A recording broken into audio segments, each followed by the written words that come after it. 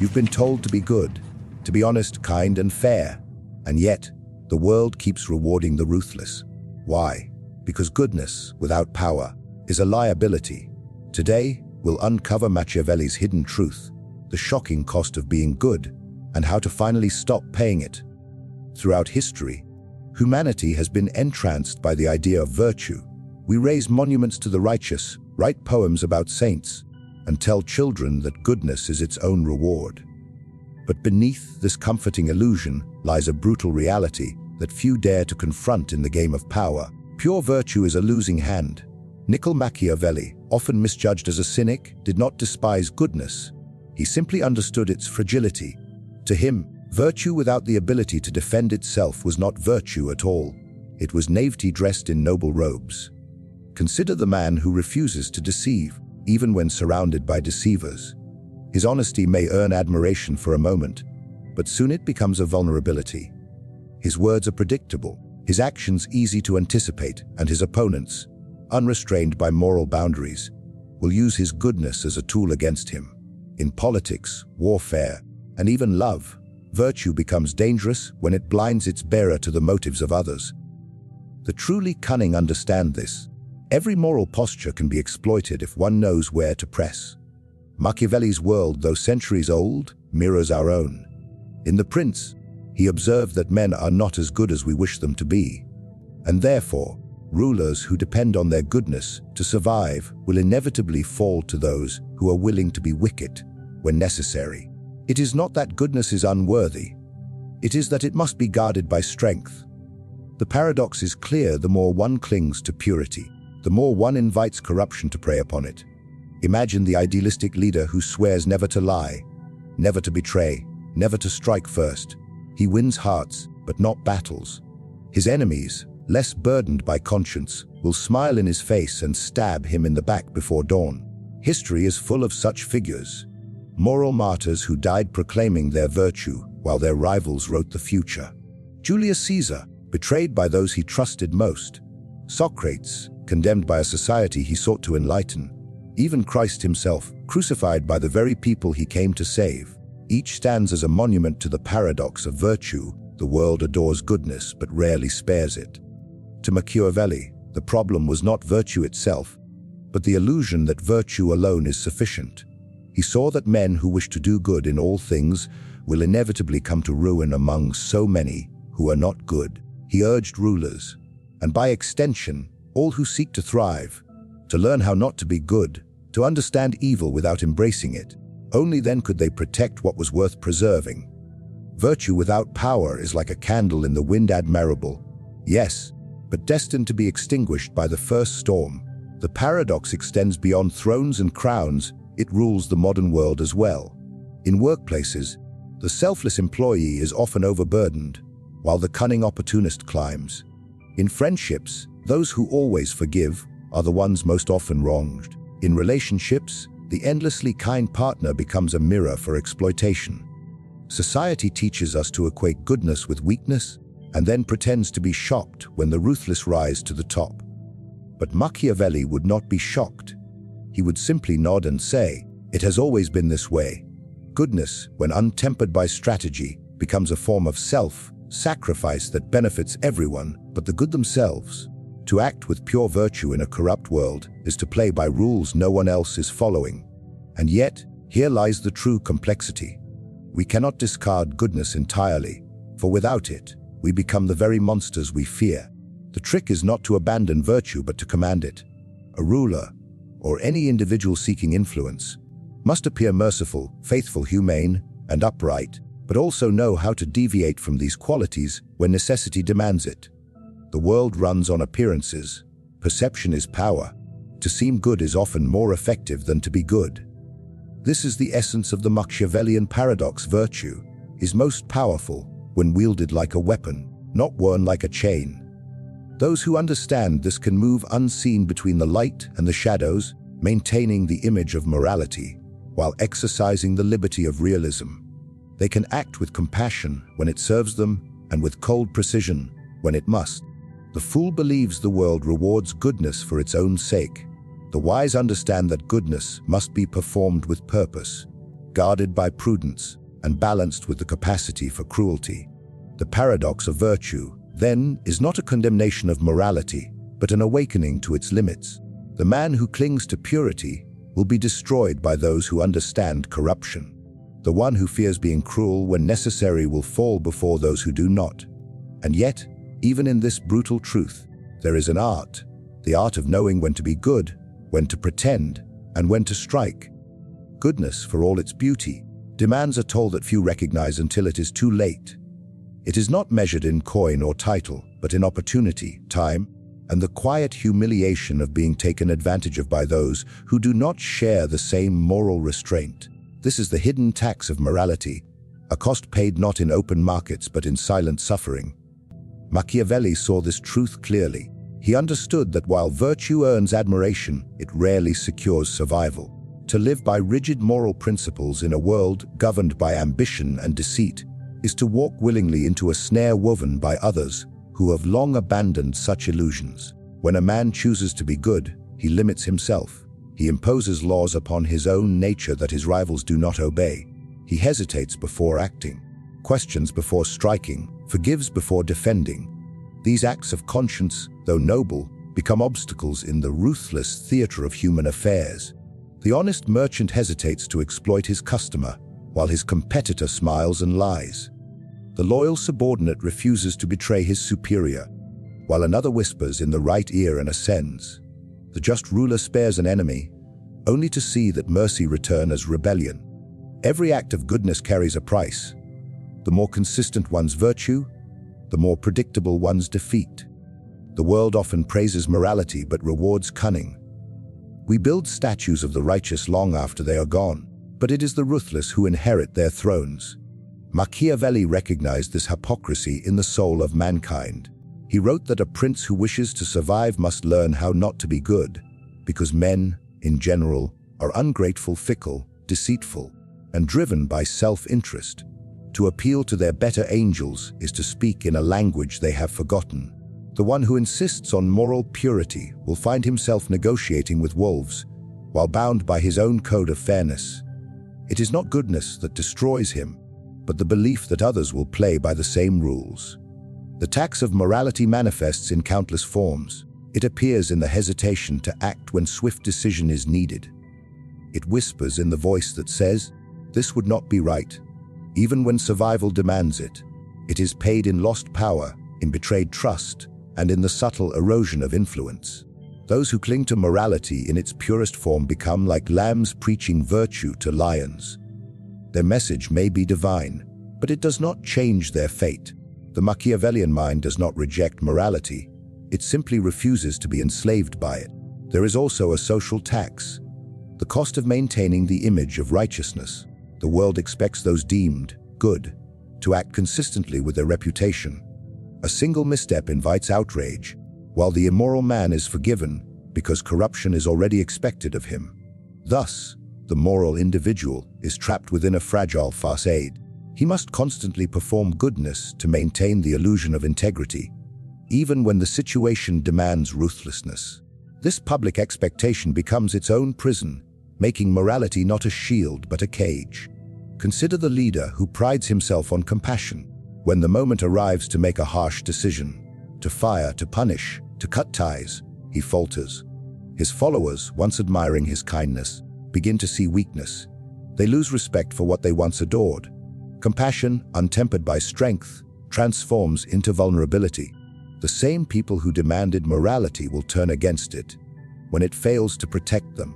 Machiavelli would call this the most tragic irony of all, the righteous man undone by his own reputation. In the personal realm, the tax grows even heavier. The moral man must endure betrayal with dignity, respond to injustice with forgiveness, and suppress vengeance for the sake of peace. Each act earns him moral credit, but drains his power. He becomes a reservoir of virtue that others drink from freely, but never replenish. The cruel exploit his patience, the deceitful twist his trust. Every act of decency invites another test of endurance. Slowly, his sense of justice becomes his burden. The more he gives, the more is demanded. The world never tells him that goodness, when expected, loses its value. Machiavelli saw that morality, like gold, must be spent wisely. To lavish it upon the undeserving is not virtue but folly. To forgive the treacherous is to invite another wound.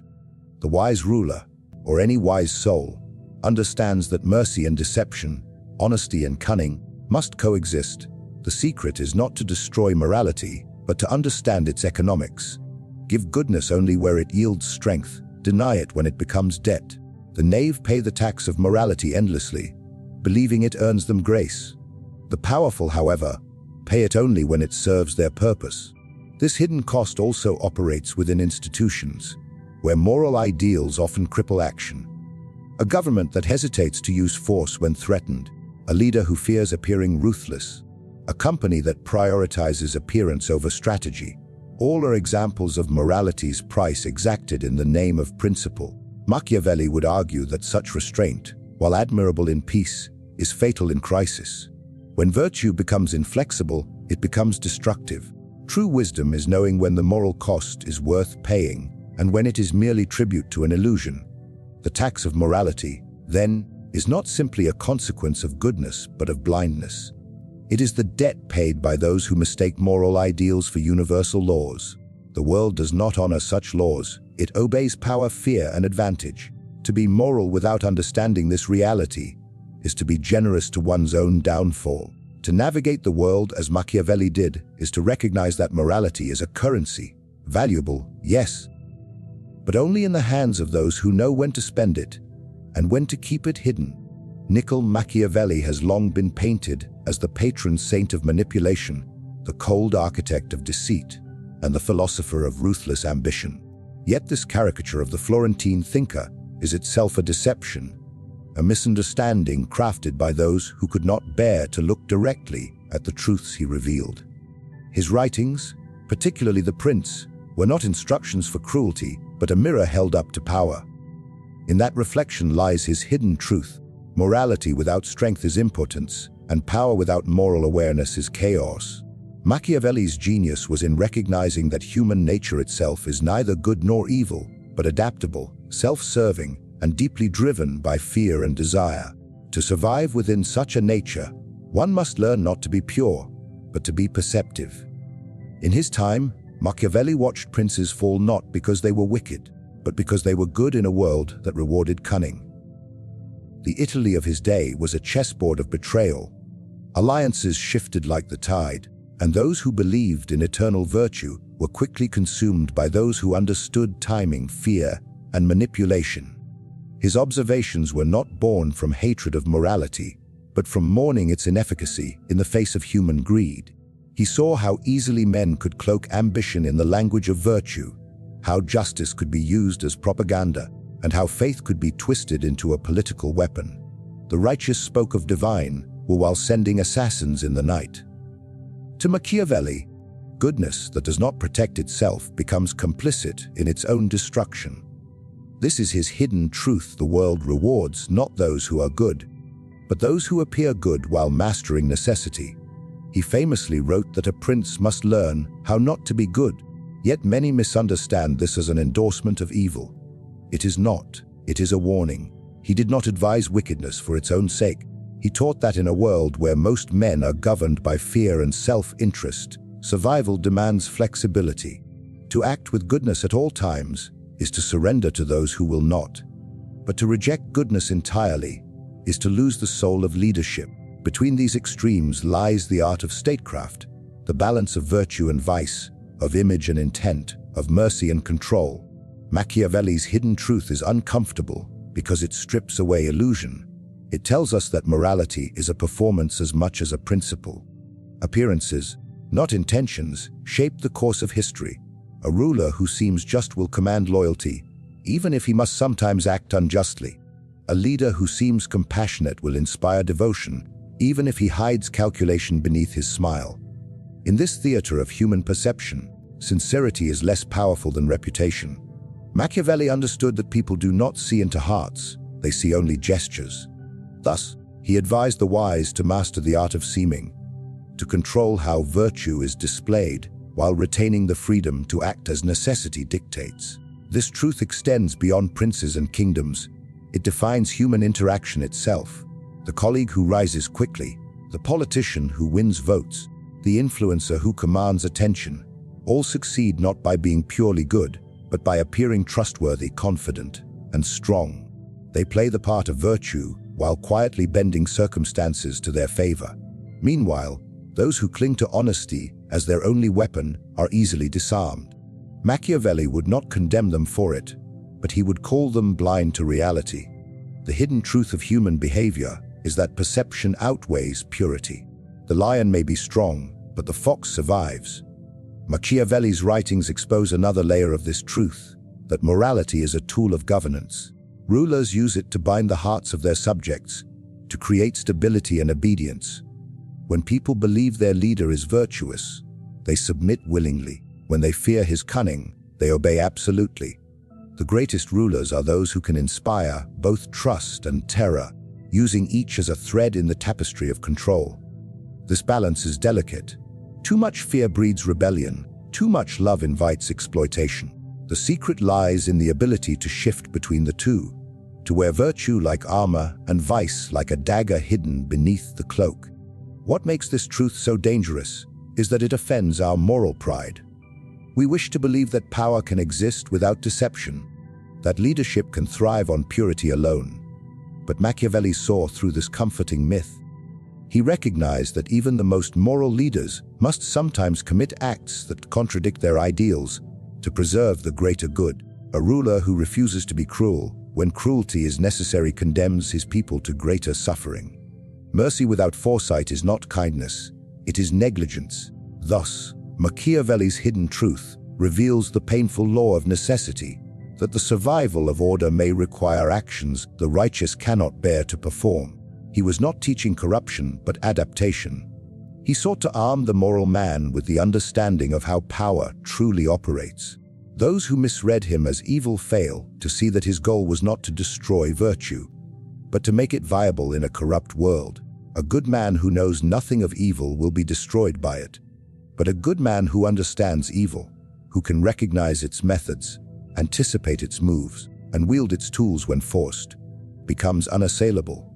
This, more than anything, is Machiavelli's hidden truth, that the wise must learn the language of vice in order to defend virtue. Even centuries later, this truth remains subversive because it exposes hypocrisy at every level of human life. We pretend to despise deceit, yet reward those who wield it skillfully. We claim to honor honesty, yet distrust those who speak it too plainly. Machiavelli did not invent these contradictions, he merely unveiled them. His legacy endures not because he celebrated darkness, but because he dared to say that light alone cannot survive it. In doing so, he offered humanity not corruption but clarity, the clarity to see the world as it is, not as we wish it to be.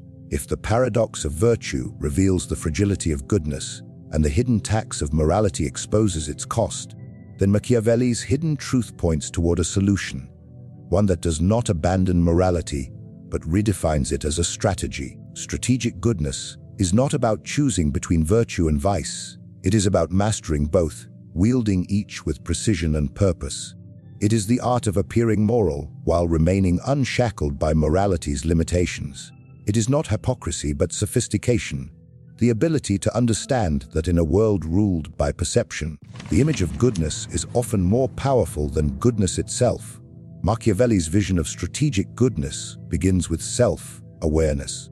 He understood that to act purely out of virtue is to act blindly, but to reject virtue entirely is to become monstrous. The solution lies in knowing when goodness serves one's purpose and when it endangers it. A ruler, or any person seeking influence, must understand that morality is situational. The same act that appears cruel in one context may be necessary in another. To spare an enemy today may seem noble, but if that mercy allows rebellion to rise tomorrow, it becomes folly. Strategic goodness requires the wisdom to see beyond appearances, to measure actions not by how they are judged in the moment, but by what they achieve in the end. This approach transforms morality from a code into a weapon.